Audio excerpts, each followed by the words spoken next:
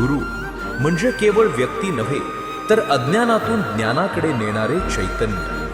श्रद्धा, सेवा आणि समर्पणाचा हा पवित्र क्षण. हजारो भक्तांच्या अखंड नामस्मरणाने उजळलेला श्री स्वामी समर्थ गुरु पौर्णिमा महोत्सव 2026.